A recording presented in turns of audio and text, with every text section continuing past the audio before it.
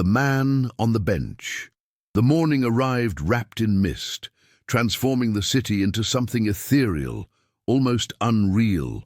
The streets still slumbered beneath the weight of dawn, and only a few birds dared break the silence with their hesitant songs. Marina walked hurriedly along the sidewalk, her heeled shoes clicking against the concrete in a constant, urgent rhythm. She had an important meeting in 40 minutes, and the traffic delay had already consumed her safety margin. Her mind churned with numbers, graphs, and carefully rehearsed arguments. That presentation could change everything. The promotion she'd been pursuing for 3 years, the recognition she so desperately craved, the validation of all her effort and dedication. There was no room for distractions, no time for detours from the path she'd laid out. That's when she saw him. A man sitting on a park bench, surrounded by torn plastic bags and pieces of cardboard that served as insulation against the cold ground. His clothes were worn, stained by time and life on the streets. His beard grew unkempt, partially hiding a face marked by deep wrinkles that seemed to tell stories no one cared to hear anymore. His eyes, however, shone with a strange clarity, not the brightness of madness or intoxication, but something different, something Marina couldn't identify. She quickened her pace, averting her gaze. It was what she always did, what everyone did.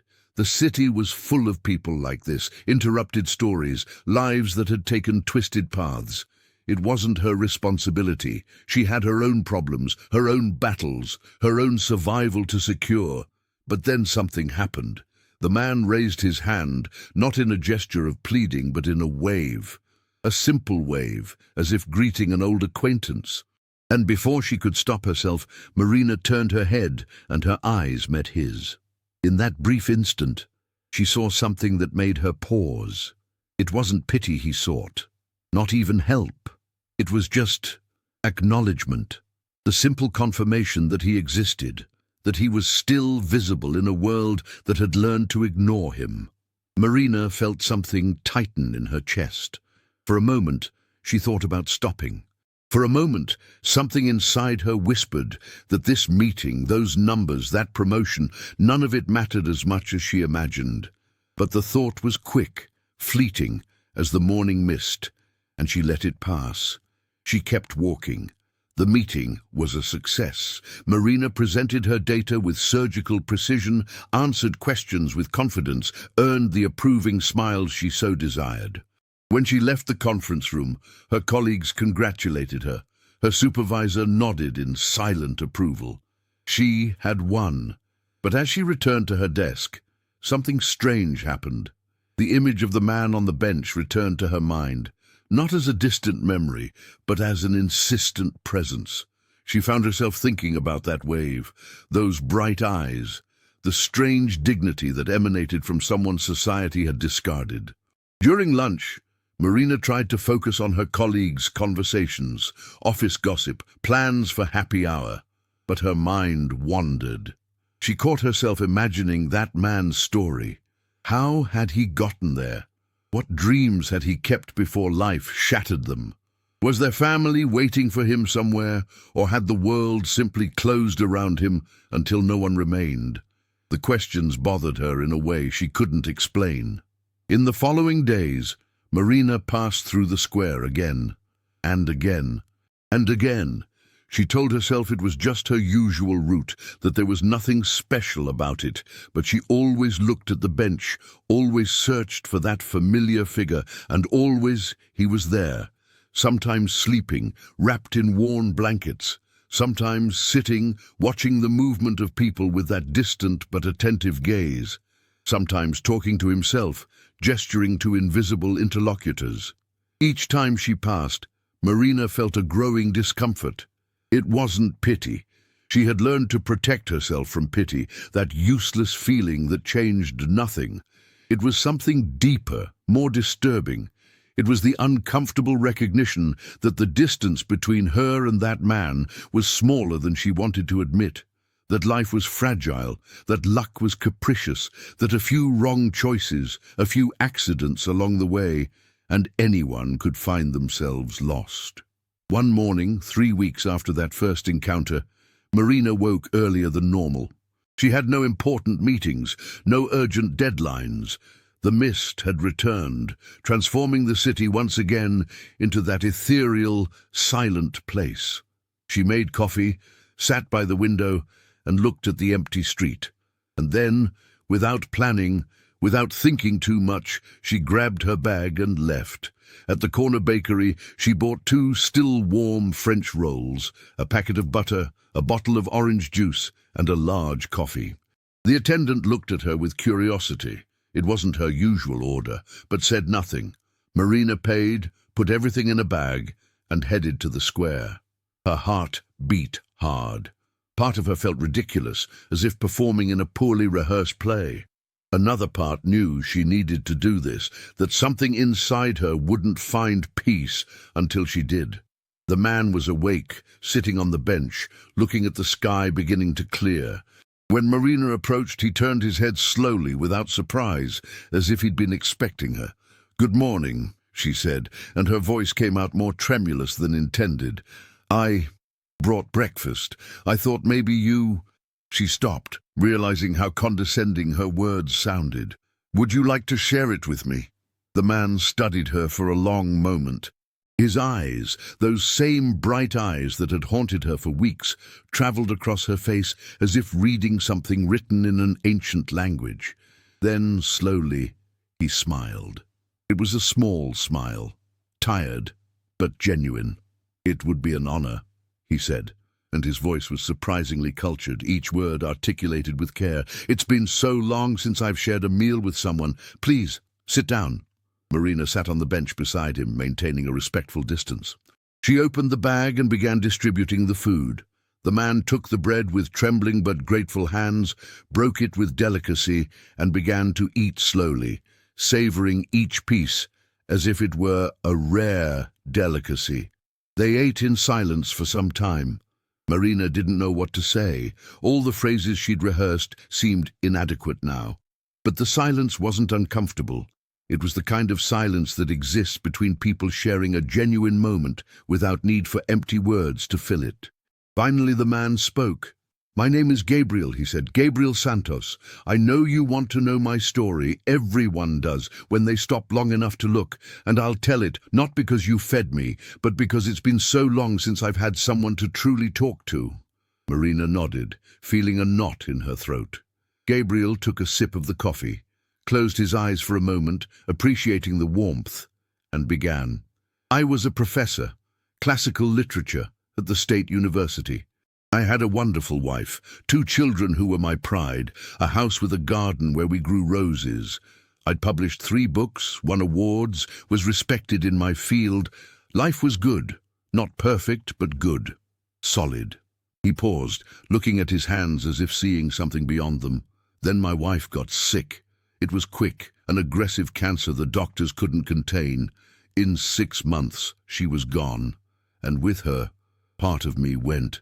I started drinking just to sleep at first, then to function, then because I couldn't stop anymore. I lost my job. My children tried to help, but I pushed them away. I was ashamed, angry at myself, angry at the world. I thought it would be better for them if I just disappeared." Marina listened, her heart tightening with each word. "I lost the house, lost my friends, lost eventually the will to fight. And here I am, 5 years later, a ghost of the person I was. My children don't know where I am. It was my choice, you understand, not theirs. I chose this path, believing I was protecting them from myself. But you don't have to continue on this path," Marina said softly. "You could—" Gabriel gently raised his hand, interrupting her. "I know what you're going to say. Shelters, rehabilitation programs, reconciliation with family. And you're right. I could do all those things. But here's the truth no one wants to admit. Sometimes a person needs to be ready, and I wasn't. Until recently I preferred this bench, this solitude, this punishment I'd created for myself." "And now?" Marina asked. "Are you ready now?" Gabriel looked at her, and in his eyes there was something new, a spark of something that could be hope. 3 weeks ago, a woman passed through this square. She was clearly in a hurry, important, with places to go and people to impress. I waved to her, I don't know why, an impulse, and she looked back. For a second, she really saw me. Didn't just look through me like everyone does, but saw me. And in that second, something changed. Marina felt tears burn her eyes. It was her. He was talking about her. Since that day, Gabriel continued, I've been thinking. I started questioning my choices. I started asking myself if my self-punishment was really protecting my children or just allowing me to avoid the hard work of rebuilding myself. And today, when you approached with this breakfast, I had my answer. He turned completely to Marina, holding her hands in his. His hands were rough, hurt by the cold and hard life, but his touch was gentle. You reminded me that I'm still human, that I'm still worthy of kindness, and if I'm worthy of kindness, maybe I'm worthy of redemption too. Marina couldn't contain the tears now flowing freely down her face. She squeezed Gabriel's hands, feeling the fragility and strength in them. I judged you, she confessed. When I saw you for the first time, I judged. I assumed I knew your story, your situation, your choices. I was wrong. You weren't completely wrong, Gabriel said with a sad smile. I made bad choices. I ran when I should have faced things. But you gave me something precious today. You gave me the chance to be seen as a complete person, not just as a problem to be ignored or solved. They talked for hours that morning. Gabriel told more about his life, his favorite classes, the students who had inspired him, the roses he cultivated with his wife, the stories he used to read to his children before bed. Marina shared about herself too, her ambitions, her fears, the loneliness she felt even surrounded by colleagues and commitments. And as they talked, something extraordinary happened. The mist dissipated, revealing a clear, luminous day. The square began to fill with people, workers on their way to work, mothers with baby strollers, students dragging heavy backpacks. But for Marina and Gabriel, the world had reduced to that bench, that conversation, that unexpected and profound human connection. When they finally stood up, the sun was already high in the sky. Marina had missed the entire morning of work, but strangely, she didn't care. Something inside her had changed, something fundamental and irreversible. I'm going to seek help, Gabriel said. I don't know if it will work. I don't know if I'll be able to rebuild what I destroyed. But I'll try, for me, for my children, and for the woman who stopped to share her breakfast with a stranger on a bench. Marina took a card from her purse and wrote her phone number on the back. Call me if you need anything at all. I can help find rehabilitation programs. I can help make contact with your family if and when you're ready. Or I can just listen. Sometimes, having someone to listen is all we need. Gabriel took the card as if it was something precious, carefully storing it in the inner pocket of his worn coat. Thank you, he said simply, for seeing me, for reminding me that I still exist. Marina hugged him, a brief but sincere embrace, and then stepped away. As she walked back to her life, her work, her responsibilities, she felt different, lighter somehow, more connected, more human. In the following months, Marina and Gabriel met regularly. She helped him navigate the confusing system of social services, accompanied him to his first Alcoholics Anonymous meetings, stood by his side when he finally gathered the courage to call his oldest son. The conversation was difficult, full of tears and bitter words from both sides, but it was a beginning. Gabriel moved to a shelter that offered rehabilitation and professional training programs. He started working as a volunteer at a local library where his passion for literature found new purpose. Slowly, painfully, he began to rebuild his life. But the story didn't end there, because real stories, stories that matter, never have simple, tidy endings. A year after that first shared breakfast, Marina faced her own crisis. The promotion she'd so desired finally came, But with it came overwhelming pressure too. She worked late every night, skipped meals, sacrificed her sleep and health on the altar of success. Her personal relationships withered from neglect. She felt constantly on the verge of collapse, but kept pushing. It was Gabriel who noticed first. They still met occasionally for coffee, and at one of those meetings he looked at her with that same penetrating clarity that had captured her attention on the first day. "You're losing yourself," he said gently. "I recognize the signs. I lived it. You're so focused on getting somewhere that you forgot to ask if you actually want to be there."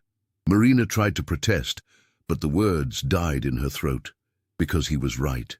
She was losing herself, dissolving into others' expectations, into success metrics she'd internalized without questioning. "How do you know when to stop?" she asked, her voice small and vulnerable. "You don't know," Gabriel replied. "There's no clear moment, no defined line, but you learn to listen, to yourself, to your body, to your heart. And when they scream that something's wrong, you need to have the courage to stop and reevaluate." That conversation was a turning point for Marina. She began to establish boundaries at work, to say no to projects that would consume her entire life, to reclaim spaces for herself. It wasn't easy. Her superiors weren't pleased. Some colleagues accused her of having lost her ambition. But for the first time in years, she could sleep at night without the weight of 1,000 worries crushing her chest. Years passed. Gabriel continued his recovery journey with highs and lows, victories and relapses. Eventually, he reconciled completely with his children, who welcomed him back into their lives with a mixture of relief, residual anger, and deep love.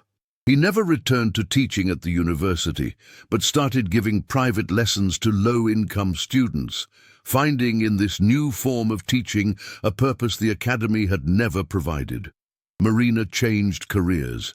She left the corporate world and went to work for a non-profit organization that helped homeless people. Her salary was a fraction of what she used to earn, but every morning she woke with a sense of purpose no bonus or promotion had ever brought. And then, 5 years after that first meeting, something extraordinary happened. Marina was organizing a fundraising campaign to expand her organization's services. It was a big event, with important potential donors, local politicians, and media coverage. She was nervous but confident, knowing this was a crucial step to help more people. On the day of the event, she was backstage when one of the organizers approached with a confused expression. "Marina, there's a man here who says he knows you. He's not on the guest list, but insists he needs to speak with you. Normally I wouldn't interrupt, but he said something about a bench and breakfast, and it seemed important." Marina's heart raced. She ran to the entrance hall, and there was Gabriel, but not the worn and lost Gabriel from the park bench. This Gabriel wore a simple but well-maintained suit, had a trimmed beard, eyes still bright but now with a different clarity, the clarity of sobriety, of peace with himself. "Gabriel," she exclaimed, hugging him tight, "what are you doing here?" He smiled, that tired but genuine smile she'd learned to know so well.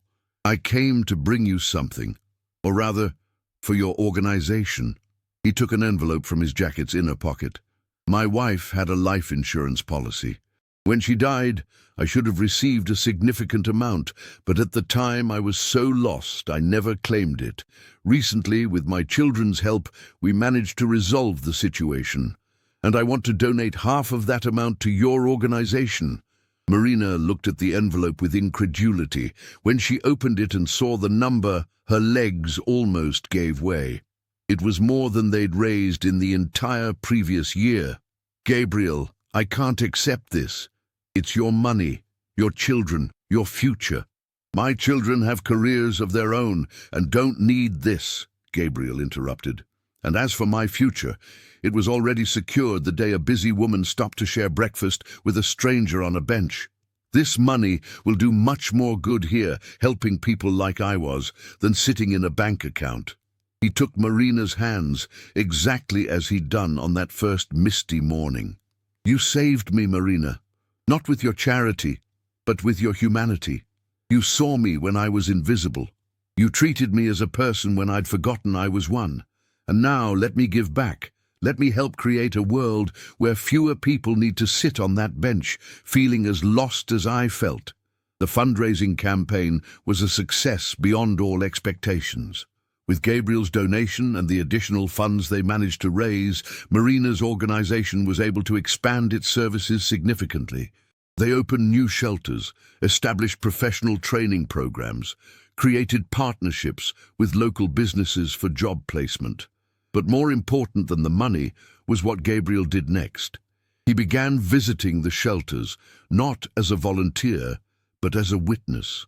He shared his story with people who were where he had been, offering not easy solutions or empty words of encouragement, but the raw truth of someone who had walked that path and survived.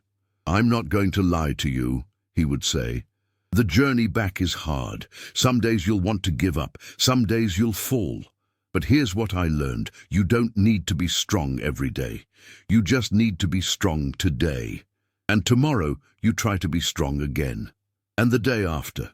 One day at a time, one choice at a time, until one day you look back and realize how far you've come." His words touched people in a way no trained counselor could, because he wasn't, theoretically, academically, understanding the problem. He was viscerally, painfully, authentically understanding it, and people responded. Marina saw transformations she never imagined possible. Men and women who had given up on themselves began to rebuild, brick by brick, choice by choice. Not everyone succeeded. The reality is that many struggled and some lost their battles. But those who did succeed, each of them carried with them a piece of that misty morning, that shared coffee, that human connection that had started everything. One of the men Gabriel helped was a war veteran named Paul. He had lost a leg in combat and, with it, his sense of purpose and identity. He spent years on the streets, battling post-traumatic stress disorder, drowning his memories in alcohol and unprescribed medications.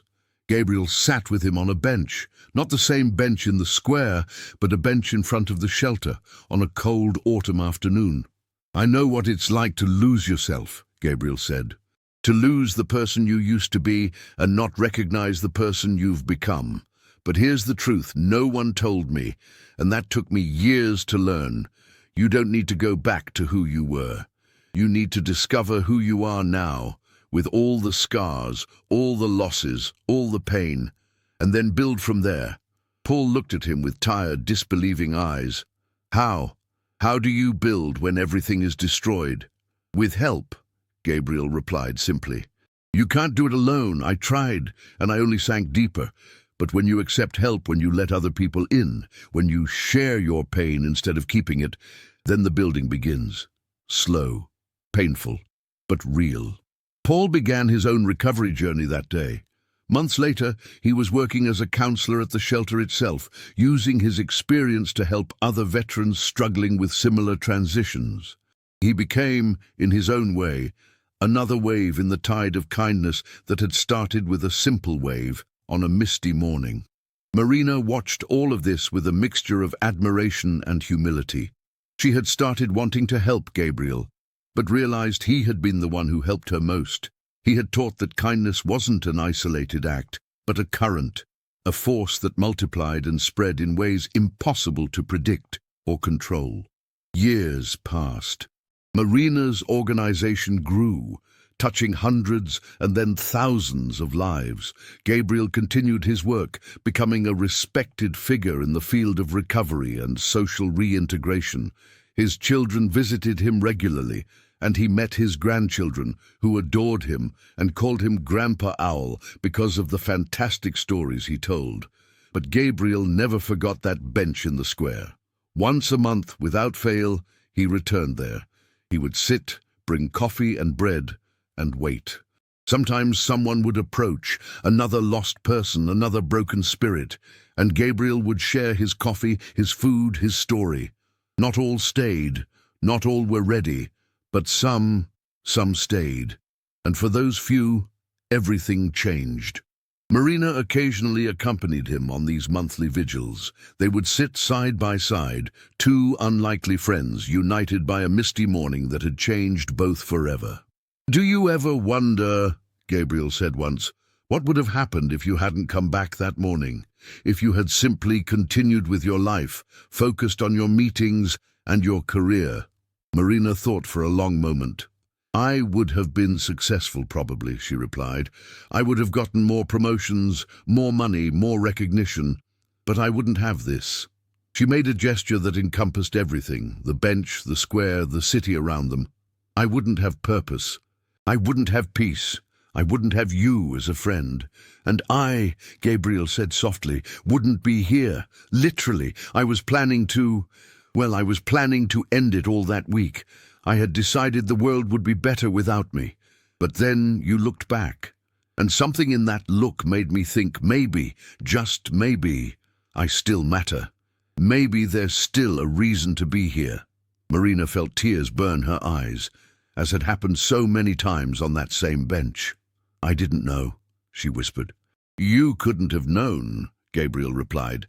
"That's how it works. We make choices, take actions, and never fully know the impact they'll have.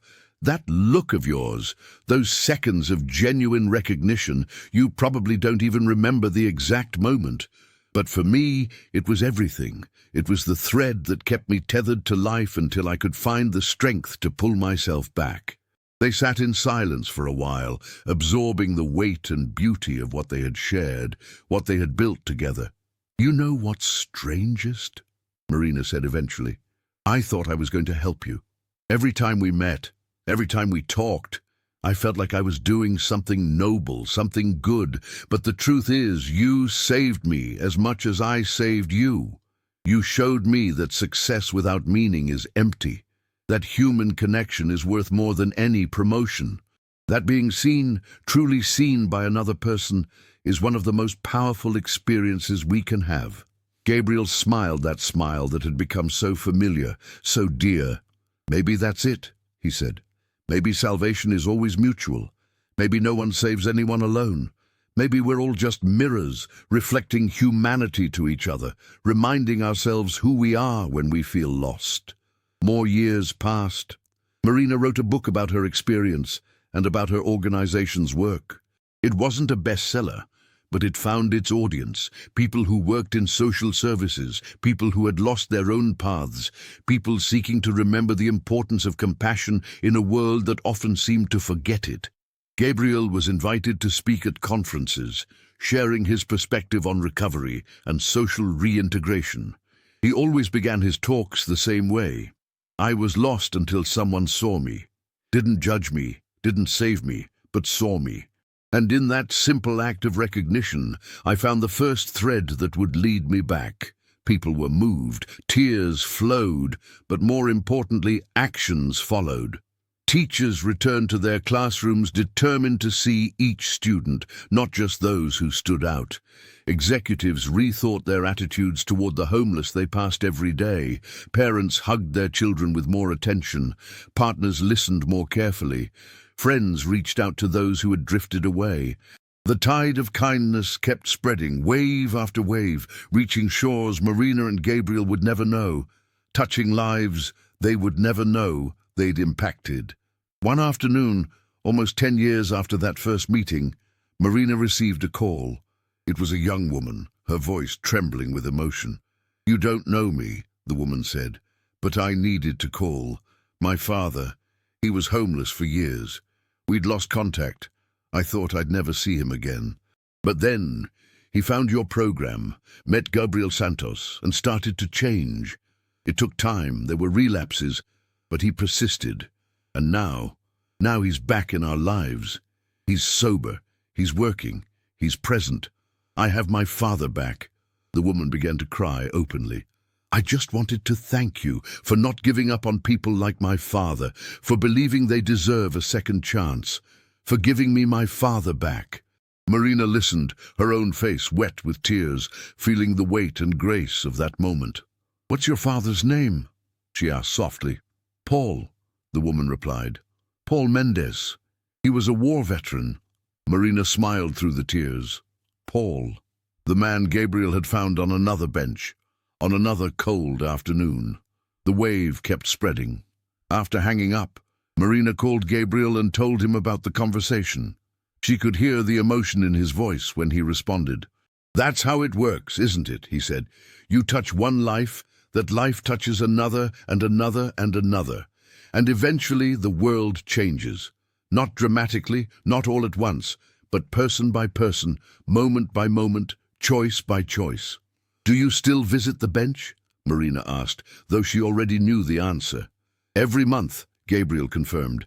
"It's my reminder of where I was, where I am, and why it matters to keep reaching out." "Do you want to join me next month?" "Always," Marina replied. "Always." The following month, they sat together on the bench in the square. The morning was clear, the sun shining through the trees, casting dancing patterns on the concrete floor. People passed. Some hurried like Marina had once been, others lost like Gabriel had been. The bench was no longer just a bench.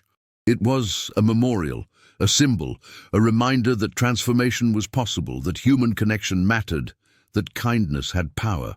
A woman stopped as she passed, looking at Gabriel with curiosity. "Excuse me," she said hesitantly, "but aren't you Gabriel Santos? I read about you, about your work." Gabriel nodded with a smile. "I am. And this is Marina Oliveira, my dear friend and the person who started all of this." The woman looked between the two of them, her eyes shining with something that could be admiration or hope, or both. "I work with at-risk youth," she said. "Teenagers who are losing their way, who feel like no one cares. And I feel so powerless sometimes. How do you continue? How do you not give up when it seems like nothing is changing?" Gabriel and Marina exchanged a look, an entire conversation passing between them in silence. "You don't see all the changes," Marina said gently. "Most happen in places you'll never witness, in moments you'll never know.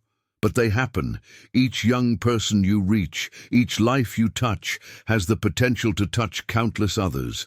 You just need to keep reaching. And some days," Gabriel added, "you do it not because you see results, but because it's the right thing to do. Because when you were saved, when someone saw you and reminded you of your humanity, you promised yourself you'd pass it forward. And you keep that promise, day after day, person after person." The woman nodded slowly, something calming in her eyes. "Thank you," she said, "for reminding me why I started." She walked away, and Gabriel and Marina watched her disappear into the crowd. "Another wave," Marina said softly. "Another wave," Gabriel agreed. They remained on the bench until the sun began to descend, talking about everything and nothing, about the past and the future, about the people they had touched and the people they would still touch. And when they finally stood to leave, both felt that comforting familiarity of purpose, that peace that comes from knowing their lives mattered, that they had made a difference. The bench remained there, in the square, a silent monument to a moment that had changed everything. And though Marina and Gabriel didn't know it, others began to notice that bench too. They began to see it not just as a place to rest, but as a symbol of possibility. Students had picnics there. Elderly couples sat side by side in companionable silence. Mothers shared snacks with their children, and occasionally someone lost, someone broken, someone invisible would sit there alone. And another person would pass, and maybe, just maybe, that person would stop, look, see, and the cycle would begin again. Because in the end, that's how the world changes, not through grand gestures or dramatic revolutions, but through small acts of recognition, of kindness, of shared humanity. One look at a time, one shared breakfast at a time, one life at a time. Marina understood this finally, completely that afternoon as she walked back home. She had begun her journey judging a stranger by his appearance, making assumptions about his story, his humanity. But that stranger had become her greatest teacher, her truest friend, the person who had completely redefined how she understood success, purpose, and connection. She had learned that appearances lie, that each person carries a complex story, often painful, always human. That judging based on the exterior is to deny the richness of the interior, that we're all just a few choices, a few accidents, a few strokes of bad luck from finding ourselves lost. But more importantly, she had learned that no matter how lost we are, no matter how far we've fallen, there's always a way back. There's always hope. There's always the possibility of redemption, as long as there's someone willing to stop, to look, to see. And we can all be that person. Every day, in every interaction, we have the opportunity to choose, ignore or acknowledge, judge or understand, pass or stop. And those choices, multiplied by billions of people making them billions of times, create the world we live in. Marina chose to stop, and in doing so she saved not just Gabriel, but herself. She found not just purpose, but peace. She discovered not just meaningful work, but true friendship, and the lesson remained, clear and true as the rising sun over the square. When we judge a stranger by their appearance, we lose the opportunity to learn the deepest truths. But when we choose to see, truly see, beyond the worn clothes and difficult circumstances, we find humanity in its purest form. And in that shared humanity, we find not just redemption for the other, but transformation for ourselves. The story of Marina and Gabriel became local legend, not the kind of legend that exaggerates facts or romanticizes hardships, but the kind that reminds people of what's possible when they choose compassion over judgment, connection over indifference. And on a misty morning, years in the future, another person would pass by that bench. And maybe she would be in a hurry, maybe she would have important places to go, and maybe there would be someone sitting there, lost and invisible. And maybe, just maybe, that person would stop, look, see, and the cycle would continue. The tide of kindness would keep spreading, and the world, one small act of recognition at a time, would keep changing. Because in the end, that's the greatest truth Marina learned on that misty morning. We're all strangers until we're not. We're all invisible until someone chooses to see us. And we all have the power to be that person who sees, that person who stops, that person who changes everything. The only question is, will we make that choice?